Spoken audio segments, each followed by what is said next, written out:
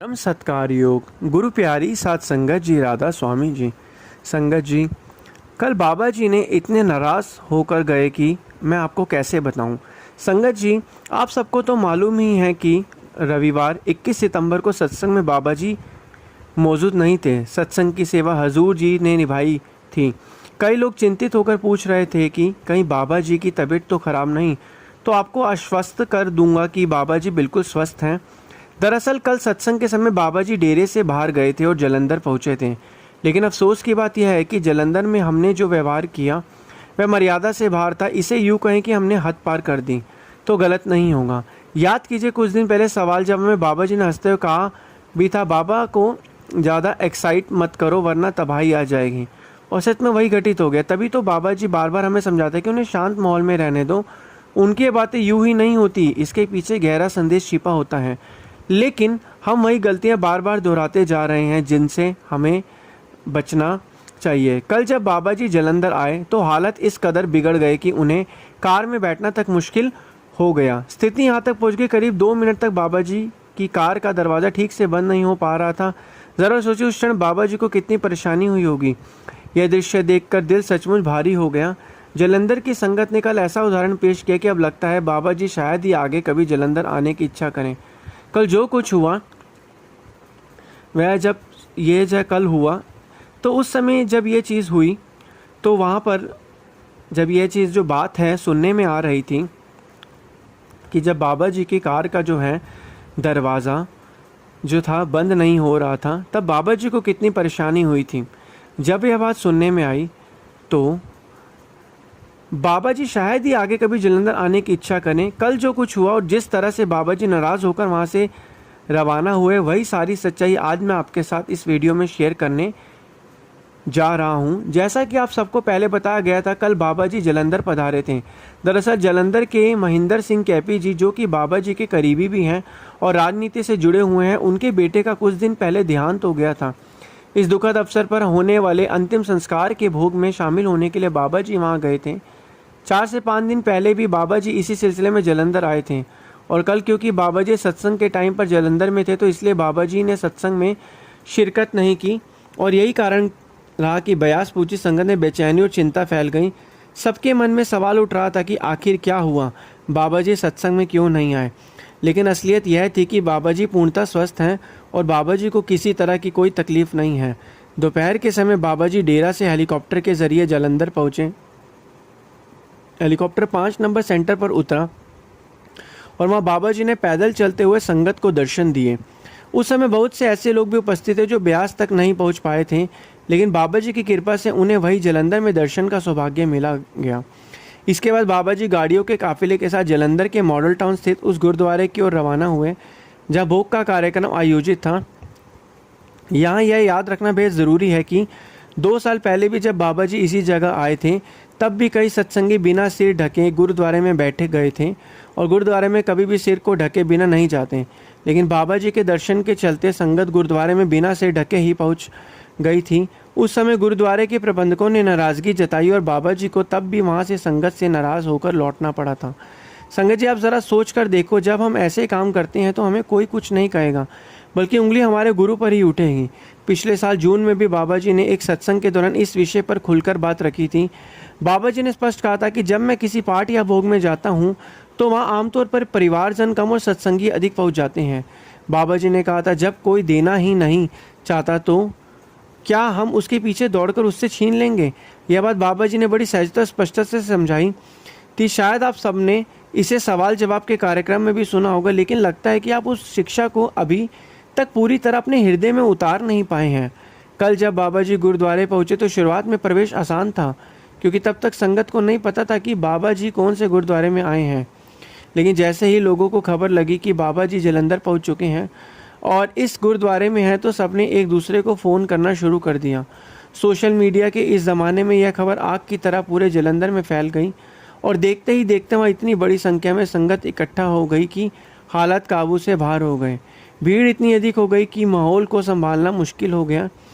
जिस गुरुद्वारे में बाबा जी पहुँचे थे वहाँ श्री गुरु ग्रंथ साहिब जी के प्रकाश से लेकर मुख्य द्वार तक की दूरी 50 मीटर से भी कम थी, लेकिन उसी संक्षिप्त रास्ते में बाबा जी को तेज़ी से चलना पड़ा। लगभग दौड़ ही लगानी पड़ी।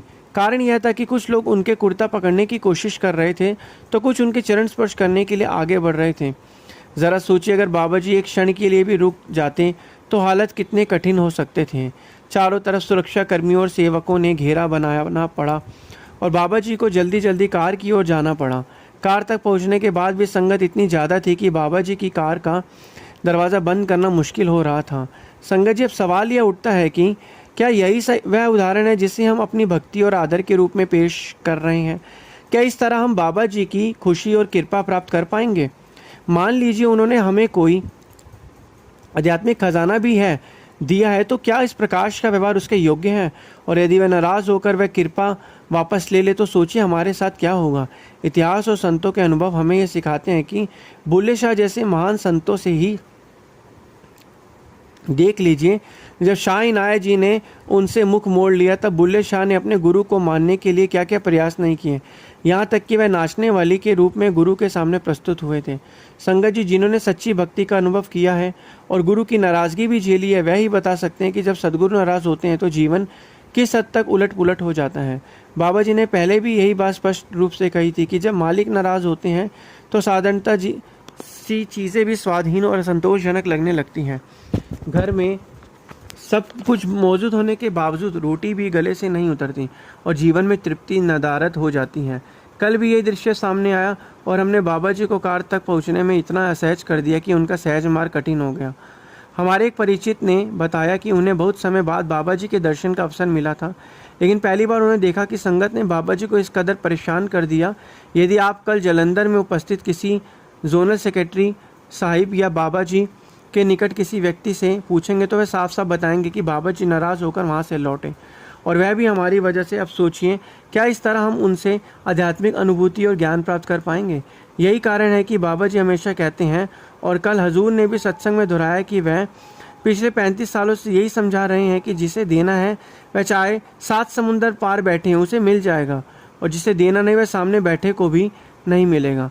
हमने ना तो उसे आनंद को प्राप्त किया है और ना प्रसन्नता का अनुभव किया है, बल्कि अगर सदगुरु की नाराज़गी ले ली जाए तो चाहे घर में कितना भी धन संपत्ति, रोटी भी गले से नहीं उतरती और मन में संतोष नहीं रहता। ऐसे में सब कुछ व्यर्थ हो जाता है और जीवन मुसीबतों और कठिनाइयों से भर जाता है। संगत जी, किसी आम व्यक्ति का गुस्सा या नाराज़गी कोई बड़ी बात नहीं होती, लेकिन जब सदगुरु नाराज़ होते तो तभी असली कठिनाई और तबाही का आगाज़ होता है। बुल्ले शाह जी और भाई मुझ भी मन जी जैसा महान आत्मा हमें यही शिक्षा देती हैं। उनके जीवन को देखिए, उन्होंने भी वही अनुभव किया कि जब सदगुरु नाराज़ होते हैं तो यह भीतर तक जीवन को झकझोर देता है और सब कुछ अस्थिर कर देता है। मुझे घटना याद आ रही है जो दिल्ली से जुड़ी है। वहाँ एक बीबी जी थी जो किसी विभाग में सेवा करती थी। उन्हें अक्सर खबर मिल जाती कि बाबा जी कब और कहाँ आने वाले हैं। इस सूचना का फ़ायदा उठाते हुए बीबी जी तुरंत वहाँ पहुँच जाती थी। जब बाबा जी किसी दूरस्थ सेंटर में जाते तो वह चुपचाप और अपना मुंह ढककर संगत में बैठ जाती थी। केवल एक छोटी सी झलक पाने के लिए वह हर जगह पहुंच जाती थी। उनका यही भाव था कि जहां भी अवसर मिले बाबा जी के दर्शन अवश्य कर लिए जाएं। और हम सोचते हैं कि अगर मुंह ढक कर बैठेंगे तो बाबा जी को हमारी मौजूदगी का पता नहीं चलेगा। एक बार बाबा जी एयरपोर्ट से बाहर निकल रहे थे और वहाँ बीबी जी से पहले से ही वहाँ खड़ी थी। जैसे ही बाबा जी एस्केलेटर से नीचे आए उन्होंने उन्हें देख लिया। बाबा जी उनके पास गए और धीरे से कहा, बीबी, पीछे पीछे दौड़ने से कुछ नहीं मिलता। इसके बाद बाबा जी ने सुरक्षा कर्मियों से उस बीबी जी के बारे में जानकारी मांगी। जब पता चला कि वे किसी विभाग में सेवा करती हैं तो उनका बैज रद्द कर दिया गया और सेवा से उन्हें वंचित कर दिया गया। यह सोचने वाली बात है कि क्या हमें सच में लगता है कि बाबा जी को हमारी हरकतों का पता नहीं चलता?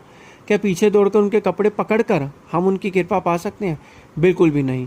यह दया पाने का तरीका नहीं। संत मत का सबसे पहला और महत्वपूर्ण सूत्र यह है कि दया और कृपा सदगुरु की प्रसन्नता से मिलती है। सवाल यह उठता है कि क्या हम सच में सदगुरु की खुशी हासिल कर रहे हैं? कल ही देखा गया कि जब बाबा जी कार से उतर रहे थे वहाँ इतना शोर मच गया कि ड्राइवर भी इतना वहाँ पर शोर मच गया। जब लोग इतनी भीड़ वहाँ पे इकट्ठा हो गई और वहाँ पे सभी के सभी लोग इकट्ठा हो गए। तो यह सब जो चीज़ें हैं हमें समझना चाहिए कि भगवान की जब हम भक्ति करते हैं, जो हमें समझाया गया, हमें उन नियमों पर चलकर यह करना चाहिए। ये नहीं कि हम अपने मन के हिसाब से जो है कार्य करते चले जाएं और बाद में जो है फिर अपने आप को ही हम सोचे कि हमने ऐसा क्यों किया। तो हमें हमेशा जो है, जो संत हमें समझाते हैं, हमें उनकी आज्ञा में चलना चाहिए, जो वो हमें वचन फरमाते हैं हमें उनके वचनों के अनुसार चलना चाहिए।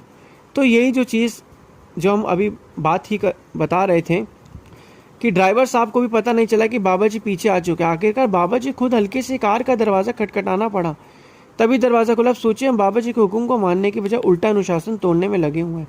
असली सतमत क्या है?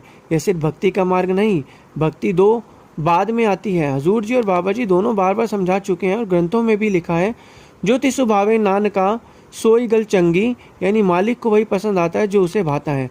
अब सवाल यह है कि क्या मालिक को यह भाता है कि हम उनके पीछे भागें, उनके कपड़े खींचें, उनके कुर्ते को पकड़ें? बिल्कुल भी नहीं। मालिक को यही भाता है कि हम घर बैठकर शांति से भजन सिमरन के माध्यम से उनकी ओर बढ़ें, अंदर से उनके दर्शन करें और उन्होंने जो हमें नियम बताया है उस नियमों के अनुसार चलें। अगर उनके नियमों के अनुसार चलेंगे तो सच्चा आनंद हमें भी मिलेगा और हमें जो है प्रसन्नता भी मिलेगी। गुरु प्यारी साथ संगत जी, राधा।